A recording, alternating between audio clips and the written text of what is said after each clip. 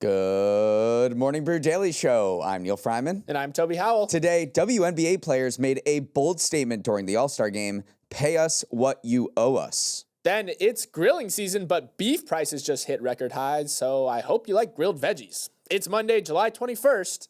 Let's ride.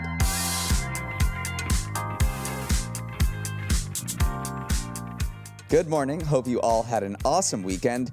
So we know how much you love puzzles, games, trivia, anything that gives your brain a workout, which is why we are extremely excited to announce a Morning Brew Daily riddle game called Password that will run throughout this week. Password is an MBD original created by the Brew's puzzle creator, Jack Murtaugh, who literally has a PhD in theoretical computer science from Harvard.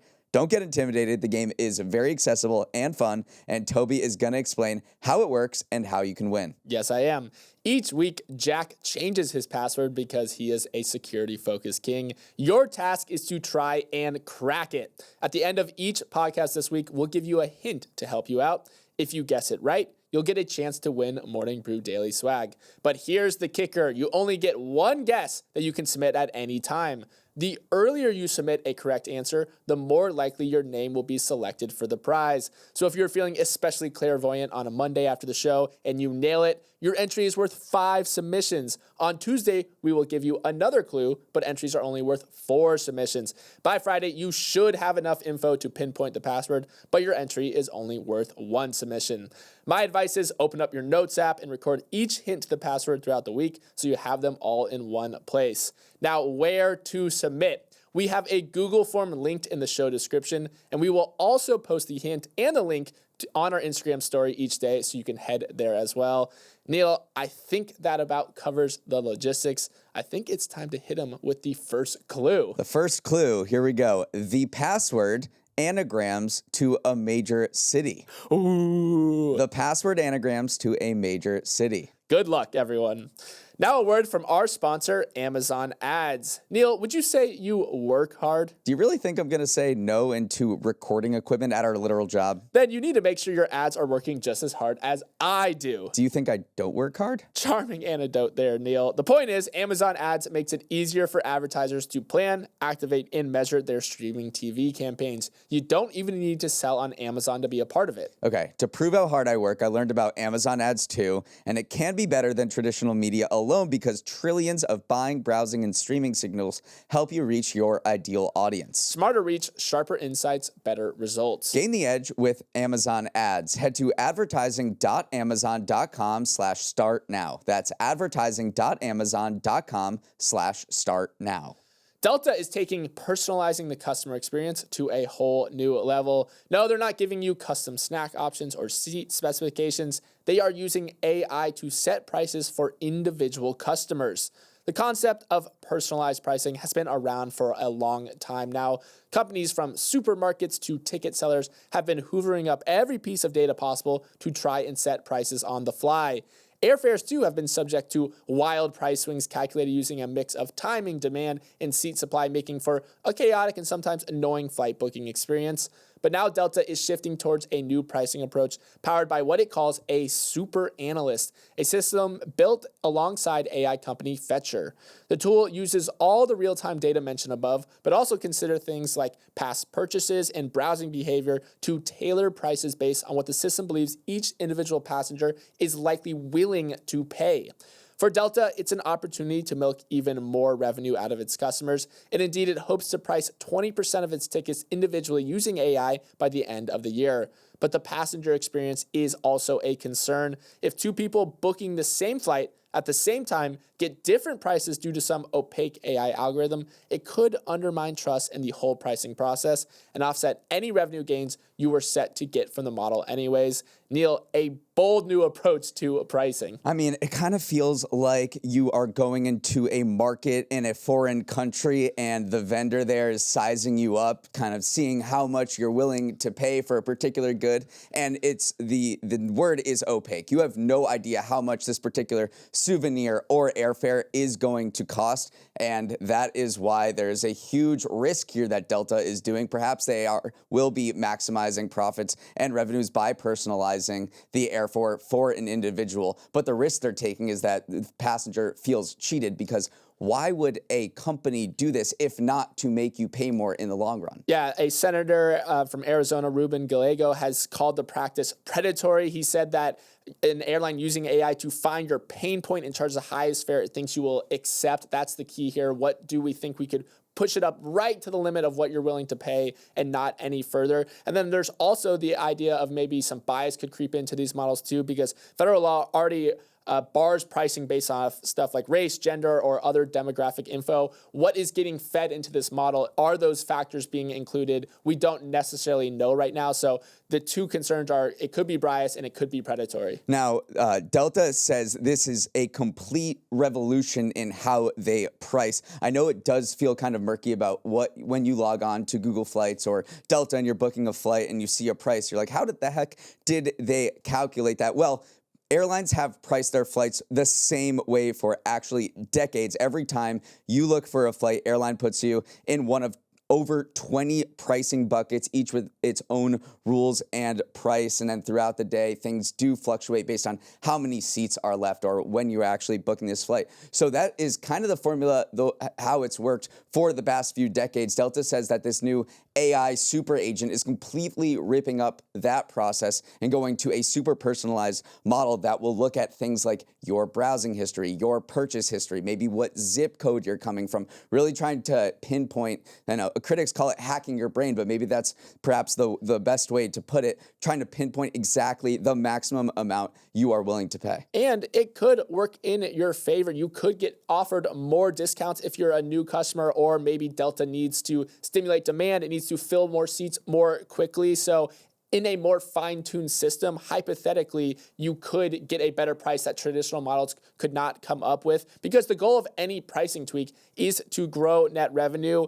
And if they raise prices too high, that just means people will stop flying Delta. They'll go fly somewhere else, or maybe they'll browse using a VPN or use incognito mode or something like that. So this is not necessarily to say that it's going to automatically jack up prices. You could actually find yourself on the end of a discount if it does mean that that's what the algorithm said was the best price for you. If you are, more of a classic bargain hunter. But as you alluded to in your introduction, this is not going to stay in the airline industry. If it is successful, we could see algorithmic, hyper-personalized pricing spread to every industry, from ticketing to food, and we'll see what the pushback is like. Wendy's tried this last year, and it completely failed on its face. They said they were going to algorithmic surge pricing during particular parts of the day. That lasted all of a few weeks, so there has been pushback in certain sectors. We'll see whether it's more successful in the airline sector, where prices are more opaque than they are in the food sector.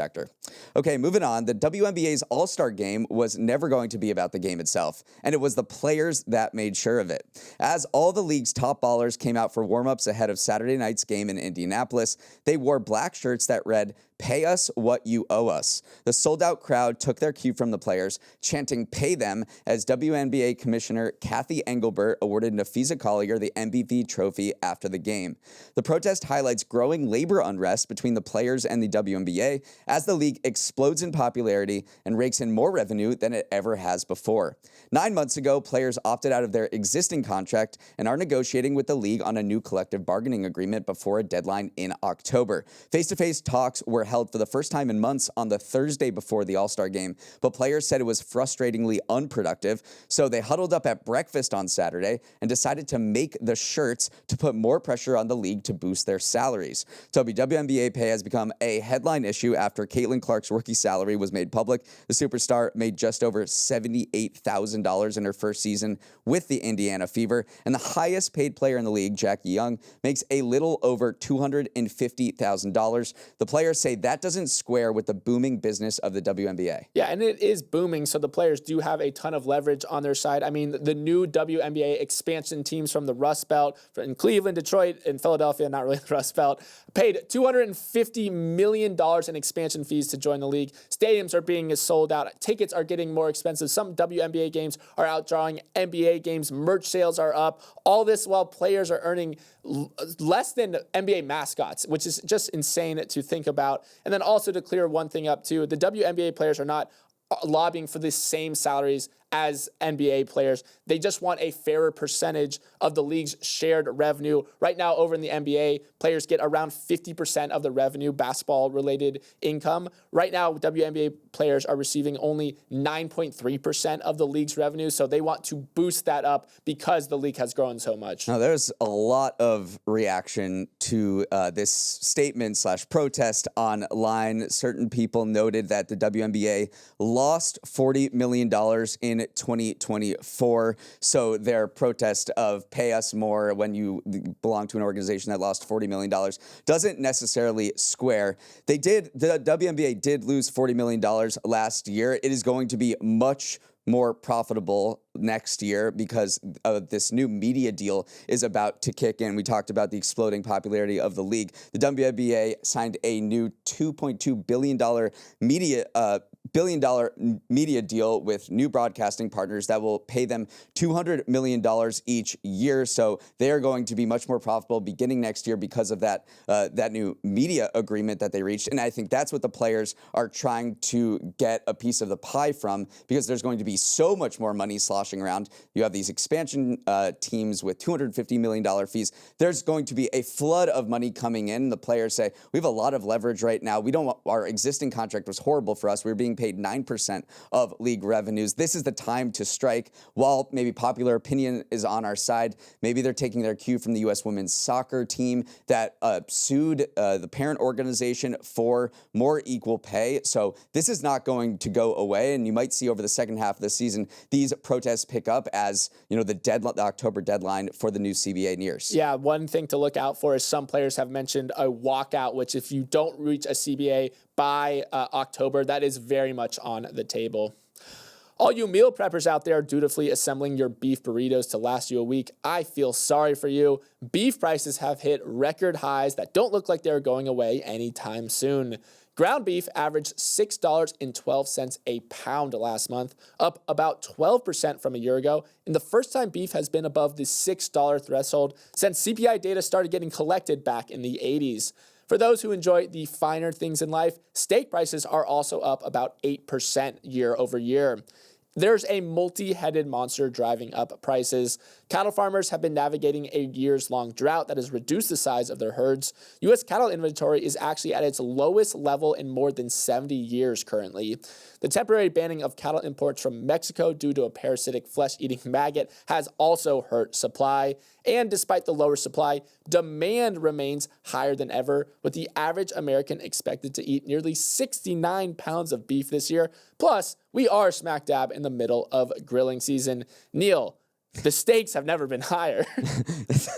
That was a good one. Tyson Foods CEO, they're the largest U.S. meat packer, said beef is experiencing the most challenging market conditions we've ever seen. There is a huge supply crunch right now. You mentioned cattle inventory is lowest in 75 years. The number of farms in the U.S., including cattle ranches, declined by 7%. There are 141,000 fewer of them between 2017 and 2022. The economics of the cattle business is getting a lot tougher.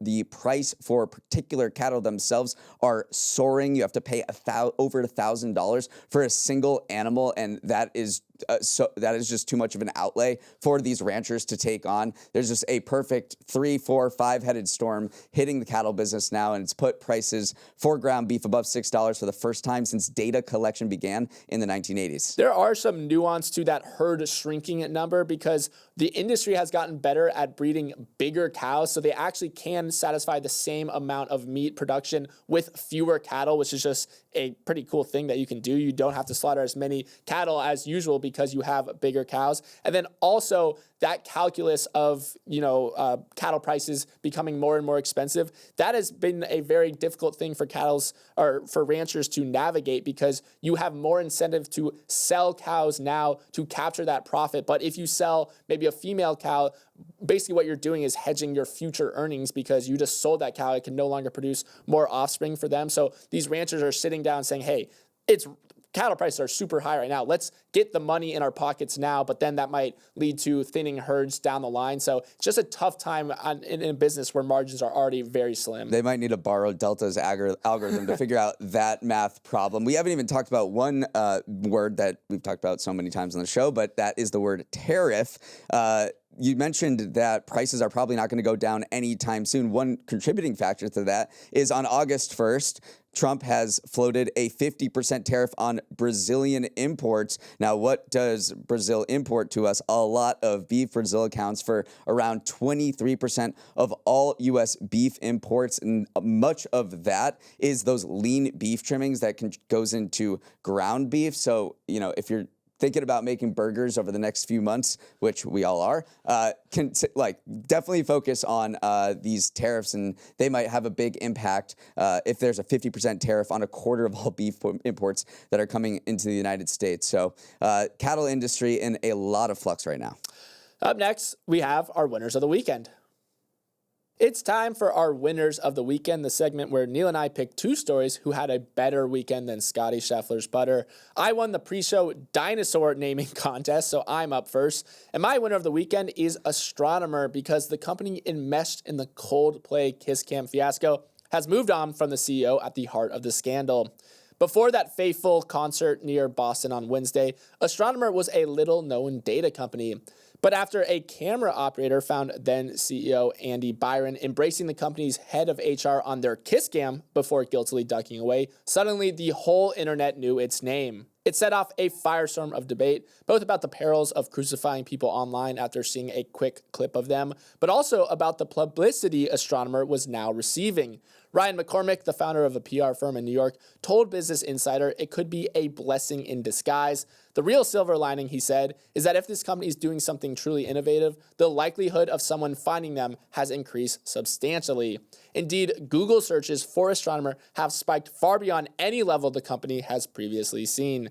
Neal, this was the story of the last few days, but the company is doing its best to put it in the rearview mirror and probably keep Coldplay off any break room playlist going forward. It ran a pretty solid PR crisis playbook here, faced with something that they probably did not expect. I thought this was a pretty savvy statement that they put out on Saturday in announcing the resignation of the CEO. Before this week, we were known as a pioneer in the data ops space. While awareness of our company may have changed overnight, our product and our work for our customers have not. Keep the focus on the work, move on from this fiasco, but perhaps now become more of a household name than they had been, because they work in a very nitty-gritty B2B space where they're doing data AI stuff, and no one would have ever heard of them if they weren't in this particular industry. But they were founded in 2018, raised $375 million from investors, including Bain Capital Ventures, Insight Partners, Salesforce Ventures, these big VCs. So it's a pretty well-known company in this particular space. Now it is a household name for most people in ways they could never have expected. This story just got so big. In the 24-hour period before the weekend, more than 22,000 news articles were written about Astronomer. Roughly 9,000 were written about Byron per Muckrack data. More than 15 million people read about the scandal, this analytics firm Memo found. That puts the readership on par with things like the Diddy trial, Musk-Trump feud, and Pope Francis's death. So we're talking about the biggest news stories in the world. And this was a Coldplay Kiss Cam concert that kind of erupted into this thing. We also saw it in popular culture. I mean, the Phillies did a reenactment with their Philly fanatic mascots, and it just became like a larger-than-life meme. So when you are kind of ensnared in a scandal of this magnitude, your crisis comms, you have to be in order. And some people said that Astronomer was a little late to the party. They probably could have come out a little earlier with a statement, but it did look like they threaded the needle. I have a secondary winner here in this story, and there's not that many winners, but the secondary winner is probably Coldplay, because this tour has made $1.3 billion over the past 2.5 years. That is good for the second highest grossing tour of all time, compared only second to the Eras Tour by Taylor Swift. Coldplay just puts on an epic live show, and I think a lot of fans who were maybe keeping that quiet over the past few years use this opportunity to say, yeah, I love Coldplay, and now I'm going to go to this particular tour. They are vivaing that Vita for sure, Neal. All right, let's move on. My winner of the weekend is chess, because though it's been around for millennia, the sport has never been more popular, exciting, and dynamic as it is right now. Yesterday, on International Chess Day, the Freestyle Chess Grand Slam Tour wrapped up its tournament at the Wynn Las Vegas, doling out $750,000 to top grandmasters, including Magnus Carlsen and Hans Niemann. A brainchild of Carlsen and a co-founder entrepreneur, the Grand Slam Tour offers an innovative spin on the ancient game that hopes to bring it more into the mainstream. The games are shown on large screens suspended from the ceiling, complemented by displays tracking each competitor's heart rate. When they're done the match, the players enter a confession booth to spill the tea directly with the audience, and the matches are splashed across the internet, where a thriving live stream community lives on Twitch and YouTube. When the chess drama Queen's Gambit arrived on Netflix in the fall of 2020, chess enjoyed a growth spurt just like so many other COVID activities. But unlike so many of those pandemic fads, the world's love affair with chess hasn't flamed out. In fact, it's only growing. Chess.com, the dominant player in the industry, recently reported its 200 millionth sign-up and does more than $100 million in annual revenue. It said it hosted 35 million games per day in 2024, including not a few from your Morning Brew Daily hosts. Toby, this makes you want to go out to Washington Square Park and lose some money to some hustlers. Which, by the way, I have done, and you do lose every time. They just play weird, okay? They're not better. Well, they are better than me, but they just play a little funky. But yes, chess has done a complete 180 at the time when Gary Kasparov faced off against IBM's Deep Blue, and he lost to this new computer. People thought like chess was just solved because computers won. They were smarter than humans. And then also, as Magnus Carlsen has risen in the ranks, a lot of people said that with the brute force of calculation solving chess and then Magnus just dominating everyone, where was the mystery in classical chess? But then in comes kind of this streaming environment where players just play blitz chess a lot, or you have chess 360 freestyle chess where you rearrange the back rank pieces, and suddenly it's just introduced a new wrinkle to the world's oldest game. It shows more of the true skill of players rather than just these long classical chess slogs. And I think they're doing a great job of making it more accessible to people who aren't super chess nerds. This last tournament had multiple broadcasts, one for hardcore chess fans and one for just the casual fans. So they are trying to just open it up to a broader audience here. So they have made a lot of savvy, I'm saying they, but this doesn't happen without like the people involved in chess, mainly Magnus Carlsen pushing the game forward. But it has been remarkable how they've reinvented a game and brought it to a bigger audience. And I mean, I can't wait for there's a movie coming out. It is going to be directed by Nathan Fielder and produced by Emma Stone. It's called Checkmate, made by A24, the movie studio. It's going to explore that huge cheating scandal between Magnus Carlsen and his rival Hans Niemann. It is going to be adapted from a forthcoming book by Ben Mesrich, who the author behind The Social Network and Dumb Money. So we have a Nathan Fielder directed chess movie coming. How exciting is that? And by the way, Hans Niemann outlasted Magnus Carlsen at this latest tournament. So the rivalry has chapters that are continuing to be written. All right, it's Monday, so here are the major events you need to know about for the week ahead. The earnings gauntlet is upon us, with more than 1/5 of the S&P 500 set to drop Q2 financials this week. Alphabet and Tesla have volunteered as tribute to be the first Magnificent Seven companies to report, while aerospace and defense majors such as RTX, Lockheed Martin, and General Dynamics are also on deck. This group of companies is on an absolute tear this year, up 30% compared to the S&P's 7% gain. And finally, everyone will be watching Coke earnings on Tuesday to learn whether they're actually switching from corn syrup to sugar. I'm pumped for Coke. I say we have a watch party, Neal. Bust out some Mexican Cokes in the office. Do a little blind taste test. Maybe that's how Coke CEO should break the news. Do a blind taste test between high fructose corn syrup and sugar on the earnings call and say whichever one wins, that's the one they orient their supply chains around. That would be good content. And then on the small screen, everyone's favorite hockey stick putting golfer returns with Happy Gilmore 2, the follow-up to the 1996 classic that remains one of the most quotable movies ever. The cameo-packed movie hits Netflix on Friday. Also, the new season of South Park arrives on Wednesday following a weeks-long delay and lots of drama. Like pretty much everyone else, the South Park creators are bashing the pending merger of Comedy Central parent company Paramount and Skydance Media, calling it a bleep show that's effing up South Park. Finally, in the entertainment world, there's Comic-Con happening on Thursday in San Diego, Fantastic Four hitting theaters on Friday, and Shark Week on Discovery running all week. Man, I wish Shark Week was still a big deal. Maybe it's because I am just not little anymore. I was terrified of sharks growing up because, you know, I saw Jaws and I was seated for Shark Week, but now maybe I'm just older. Maybe there's still kids out there who will love it.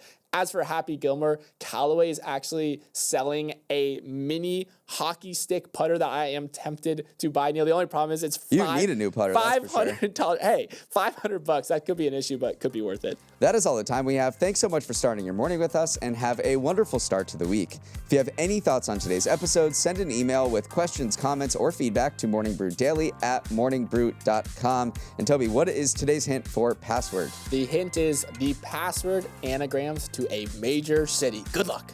All right, let's roll the credits. Emily Milliron is our executive producer. Raymond Liu is our producer. Our associate producers are Olivia Graham and Olivia Lake. Hair and Makeup knows the password already. Devin Emery is our president, and our show is a production of Morning Brew. Great show today, Neal. Let's run it back tomorrow.